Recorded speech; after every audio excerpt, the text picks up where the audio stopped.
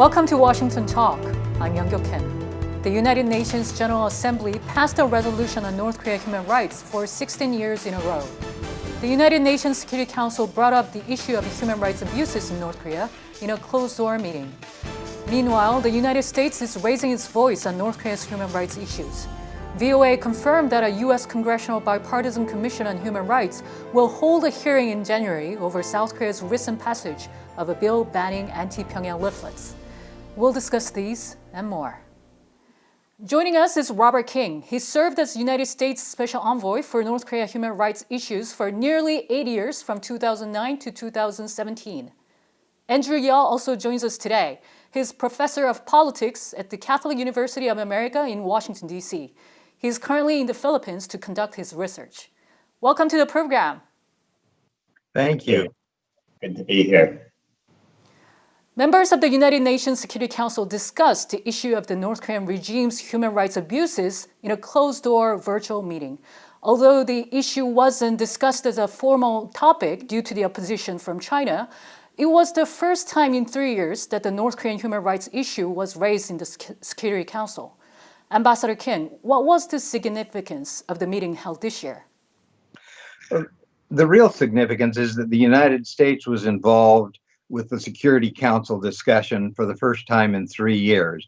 In 2017, with the leadership of the United States, and I want to hasten to add that that was under the leadership of President Trump. It was a very useful discussion. It was important to have that. We didn't have it for the next 3 years, and the United States blocked the consideration.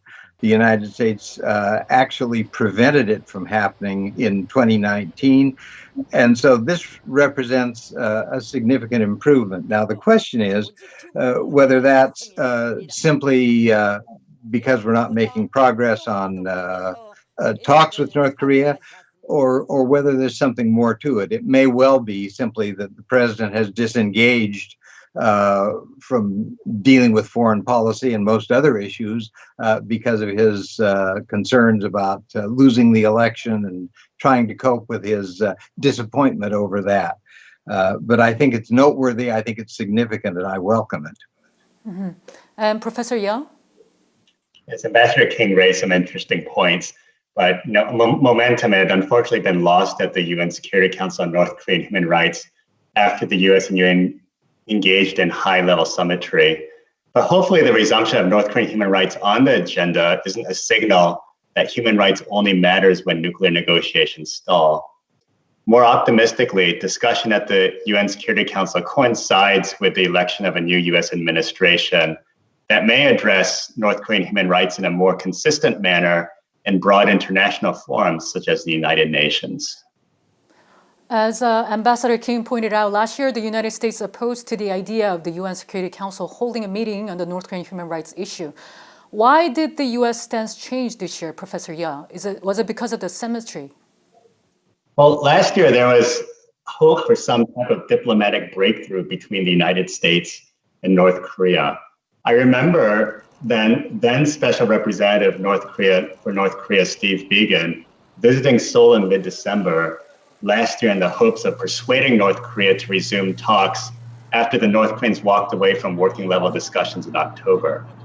This year, the United States really has nothing to lose in addressing North Korean human rights. So that may be just one of the reasons why the U.S. decided to bring it back up at the UN Security Council.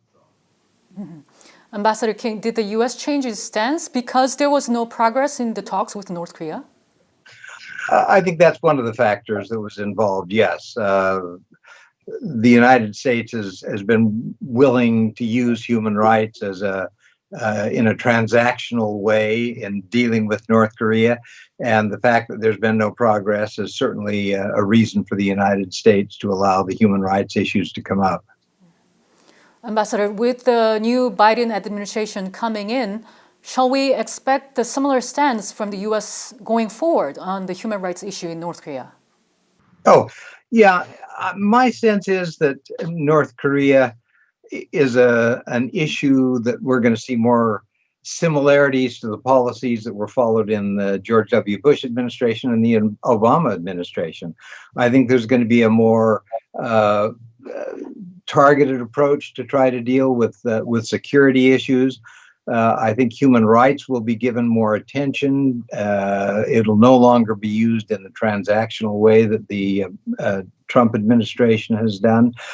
My sense is that there's going to be a lot more continuity with what has happened in the past.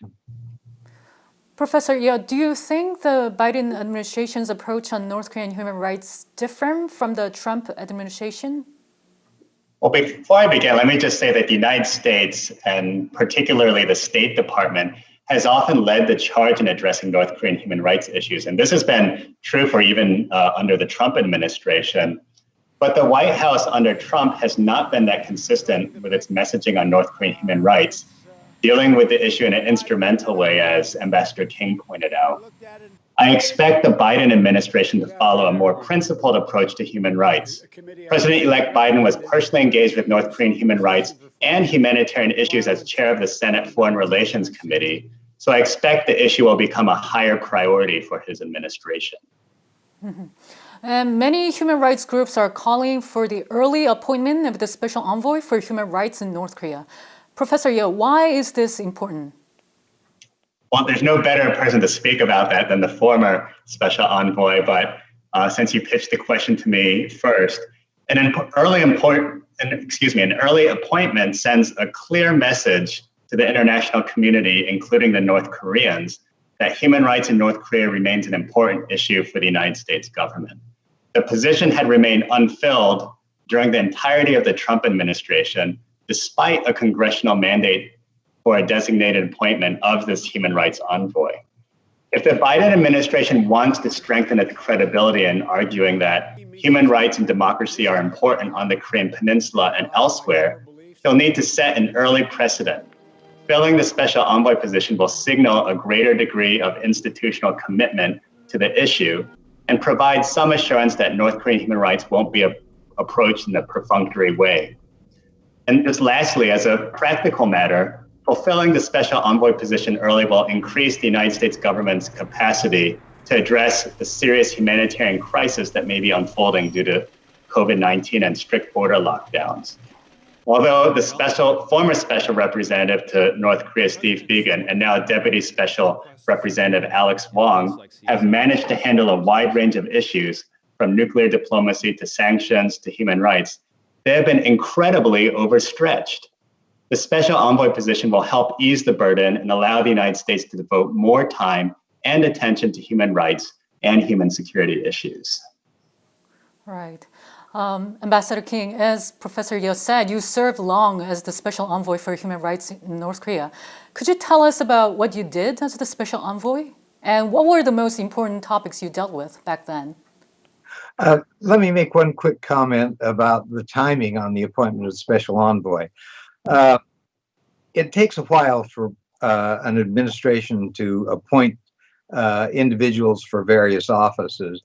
And it's particularly difficult when it requires Senate confirmation. The State Department has 225 positions that require Senate confirmations. All ambassadors, for example, require Senate confirmation.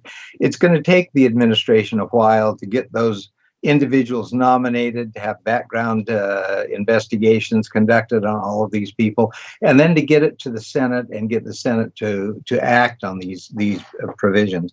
When I was appointed Special Envoy in 2009,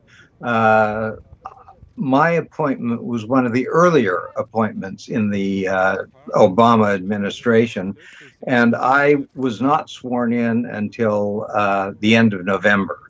So, yes, I think Biden administration is going to make progress. They will make appointments, including the appointment for the North Korea human rights portfolio, but it's not going to happen by April. We're talking fall at the earliest. I don't think we should judge that as the basis of their commitment on the human rights issues. But the issues that need to be dealt with are many. There are a number of areas where we need focus and attention. One of them is in the United Nations. The U.S. is no longer participating in the UN Human Rights Council. I think one of the things the administration will probably do, and I certainly hope they do, is to involve the United States again in the activities of the UN Human Rights Council. The Trump administration withdrew from participation. We also need to take steps in terms of dealing with humanitarian aid. I was involved in negotiations with North Korea on humanitarian aid. I was also involved in working with a number of private groups who were involved in providing humanitarian aid. We need to revive that effort, and we need to make it easier for people involved in humanitarian aid to get U.S. visas to go into North Korea. The other two issues involve North Koreans defecting, leaving North Korea. We need to continue to provide assistance and help for those who wish to come to the United States, but also to help those who are involved in trying to go to other countries. And those are the main issues of concern, I think, that the special envoy will have to deal with. That is primarily making sure that a human rights component is part of U.S. policy towards North Korea. Meanwhile, South Korea's parliament passed a bill banning anti-Pyongyang leaflets. There are worries this move could hurt democratic values in South Korea, such as freedom of speech. And according to the Washington Post, Deputy Secretary of State Stephen Biegun had privately conveyed the U.S. government's concerns during his recent visit to Seoul. Do you share similar concerns, Professor Yeo? Let me just begin by saying that this has become a very politicized issue that may go beyond just the issue of freedom of speech. However, it's not just about this particular bill that's concerning when it comes to limitations of freedom of speech. The South Korean government has defended its decision to restrict sending leaflets into North Korea on the grounds of national security, such as protecting the residents that live near the border areas in the city of Paju, and also de-escalating tensions with North Koreans. That's all fine. But when this bill is taken in conjunction with other actions, such as the funding of North Korean defector-run human rights organizations, or establishing investigations which target defector-led human rights organizations, or preventing defector journalists from attending events relevant to their area of news coverage out of fear that they may offend North Korea, this does begin to look like an infringement on the rights of a particular group. A broader concern here is whether the actions of the South Korean government run contrary to liberal democracy. If North Korean defectors, even those who have active political agendas, are treated as a group with minority status, then one might argue that their right to send information and advocate on behalf of North Korean human rights should be permitted. Ambassador King, do you have anything to add to this? I'm convinced that there's not a lot of value to sending information by balloon. You can't control where it goes. It's haphazard as to who it reaches. But at the same time, this is not just an issue about freedom of information. This has become a political issue in South Korea. And unfortunately, that's the context in which it's playing out. The South Koreans are seen, the current South Korean government, the majority in the parliament, are seen as doing what the North wants. The North has issued threats. The South Korean government is responding by doing what the North wants to do. I think this is not a positive way to move forward in terms of any kind of relationship with North Korea. I think it's related in many regards to the fact that President Moon only has another year or so before his term expires. And he's anxious to do something with North Korea. And so the South is bending over backwards to do anything that will placate the North. Unfortunately, it's had a very negative reaction in the United States. The U.S. Congress, several members of Congress have spoken out. You mentioned the hearing that is going to take place next month. This is not a good situation in terms of U.S. relations with South Korea. And that's an important relationship that both sides need to cultivate. And the North Korean government needs to be sensitive to how this is playing in the United States. South Korea is coming out looking very bad in the United States because of its actions. It's seen as totally responding to the North Korean demands, and it's not a happy situation in terms of U.S. support for South Korea. As Ambassador King said, the U.S. sees the importance of the outside information getting into North Korea. Professor Yeo, does the recent passage of the bill in South Korea show that the South Korean government has a different view on the external information going into North Korea? Yes, in principle, I assume the South Korean government also endeavors for North Koreans to have more access to information from the outside world, but that shouldn't be at the expense of jeopardizing inter-Korea relations. That's where I think the United States and South Korea diverge, as the State Department has no qualms bringing information to North Korea that they themselves have been barred from freely accessing. This has been consistent practice since the Cold War, where the U.S. endeavored to bring information to people deprived of any other news source other than their own government's propaganda. So while the United States has continued to support such information campaigns, the Trump administration hasn't been very vocal about North Korean human rights issues. So I assume that might be the reason why they haven't pushed the issue with their South Korean counterparts. But if the Biden administration elevates human rights and tries to coordinate its policy on North Korean human rights, including access to information with its South Korean allies, I think they can move forward with this. But as Ambassador King said, I really think that this is really setting up to be a bad situation, given the strong reaction that we've seen so far from the United States, especially in Congress. Mm-hmm. Ambassador King, just to follow up on this. So if U.S. and South Korea do not see eye to eye on this issue, will it become a hurdle in the future U.S.-South Korea cooperation in dealing with North Korea?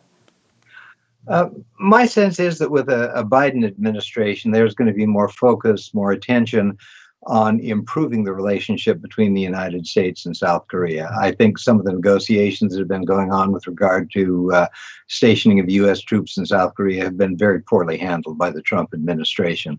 I think the Biden administration will be much more sensitive about what it does and how it goes about its foreign policy activities with South Korea. The relationship between the United States and South Korea is an extremely important one for both countries. It's one that has very strong roots in the United States based on our involvement in the war, in the Korean War. And that's a relationship that we need to cultivate, and we need to make sure we strengthen that relationship, not that we handle it the way the Trump administration has poorly handled it. But Ambassador, it seems like the South Korean government and the ruling party believe that this ban could help improve the inter-Korean relations. Will it really help? I'm not sure that it will. I don't think it's a major source of information. The question is whether North Korea is going to put pressure on South Korea to stop radio broadcasts. There are South Korean radio broadcasts that go into North Korea. They're quite popular, and they're listened to. They're heard by many North Koreans, in spite of the fact that it's illegal to listen to South Korean radio in North Korea. So I think that the North is not going to be placated by concessions from the South on this particular issue. I think it will only embolden the North to press South Korea on other issues. The North is insatiable in terms of pressure. Professor Yeo, you mentioned earlier a little bit about this, but will this help inter-Korean relations? In terms of helping inter-Korea relations, not really. As we've seen, North Korea will follow its own agenda and rules. We haven't seen North Korea exactly warming up to the Moon government's outreach for even things like humanitarian support. So just because the South Koreans have capitulated and they've agreed to stop sending leaflets, it doesn't mean necessarily that the North Koreans are going to move ahead with inter-Korea relations, because we just haven't seen any evidence for that yet. And my last question is for Professor Yeo. How do you suggest the U.S. deal with this issue? Well, so there's going to have to be dialogue and discussion between counterparts in South Korea and the U.S. We've seen National Assemblyman Ji Sung-ho come to meet with different individuals in the United States in in Congress as well. But perhaps there can be some dialogue among legislators. Foreign Minister Kang Kyung-hwa has already explained the South Korea position, but it doesn't look like the United States side is buying it. So really, it's going to have to be, they're just going to have to dialogue and discuss where they see differences and find a way to coordinate on this issue. I think both sides would rather just have this issue go away, but we've seen in South Korea the issue becoming heavily politicized as well too. So unfortunately, I don't think that's going to be the case. But again, it's going back to dialogue between two sides and trying to figure out some sort of middle ground. The international community continues to voice its concerns over South Korea's ban of sending leaflets that criticize the North Korean regime. And we'll have to keep an eye on how this will play out. Ambassador King and Professor Ya, thank you so much for being with us today. Thank you for what you're doing. Thank you. Thank you very much. Thank you for having us here on your program. Thank you. And that does it for this week's Washington Talk from Voice of America. Please join us again next week for more analysis.